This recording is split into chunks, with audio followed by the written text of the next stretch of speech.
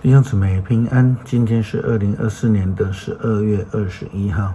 今天的经文是诗篇80篇第1节到第7节，以赛亚书66章第7节到11节，路加福音13章31节到35节。今天要跟大家分享的主题是耶路撒冷。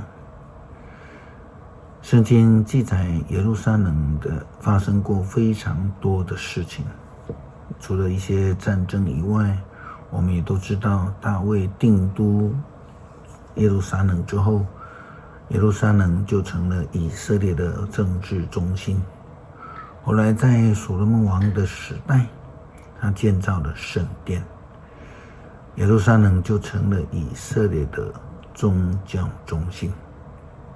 有祭司服侍，每年呢，人民都会回到圣殿来敬拜上帝。耶路撒冷因此就成为了耶稣基督比喻自己将要遇难，死后3天复活的预言。因为耶路撒冷城成为以色列的政治宗教中心呢，因此就有许多的先知在这个地方遇难被杀。以赛亚书66章第7节到11节，先知提到圣城的比喻。他说：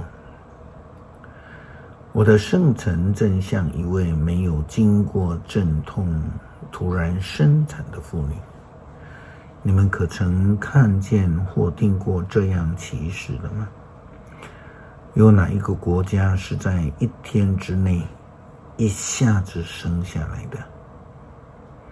可是西安不需要长久的痛苦就要建立起来。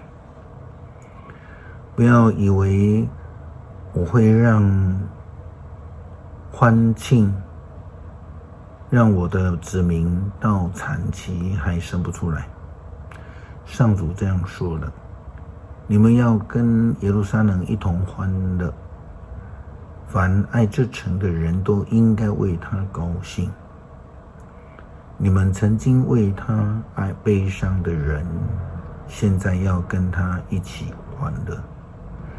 你们要享受他的繁荣，正像婴儿在母亲怀中吃奶。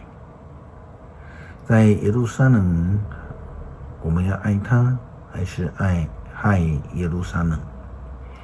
要为耶路撒冷哀哭，还是要为耶路撒冷欢乐？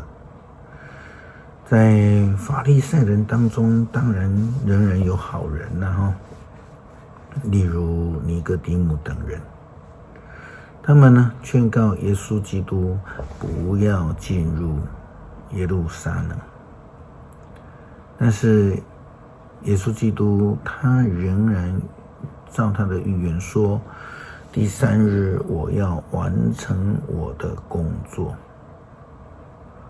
并且他会继续完成走他的路。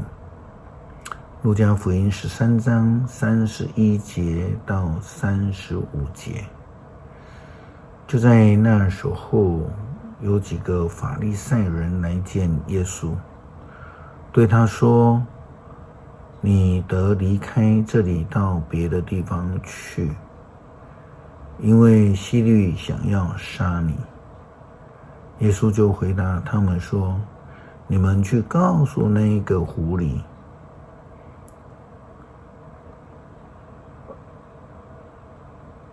你瞧，今天明天我要赶鬼医病，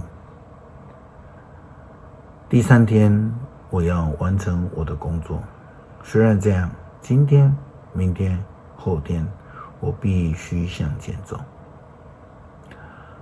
因为先知在耶路撒冷以外的地方被杀是不对的。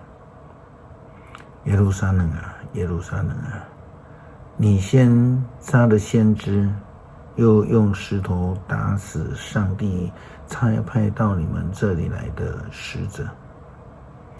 我多少次要保护你的子女，像母鸡把小鸡聚集在翅膀下一样，可是你们不愿意。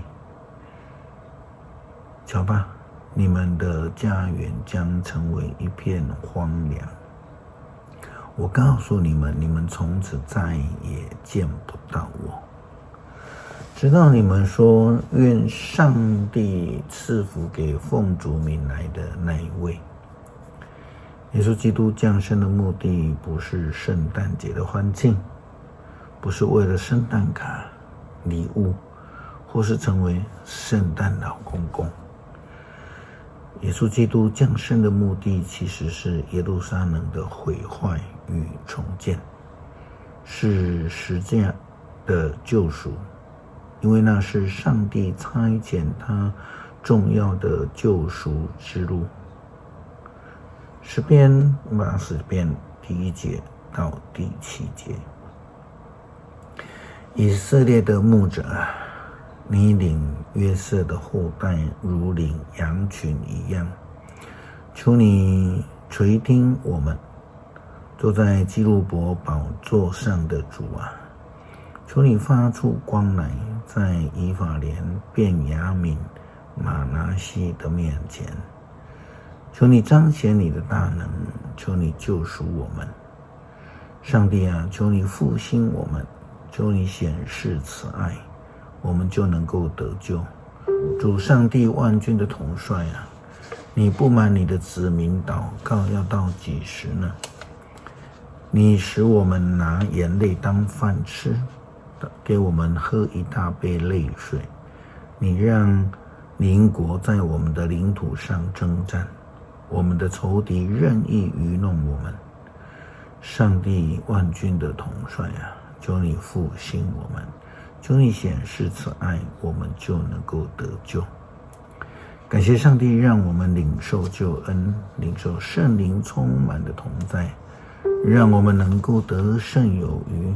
在圣诞的节期，也再次让我们明白耶稣降生真正的目的，就是要赐下十字架的救赎恩典。祷告奉主耶稣基督圣名求，阿们。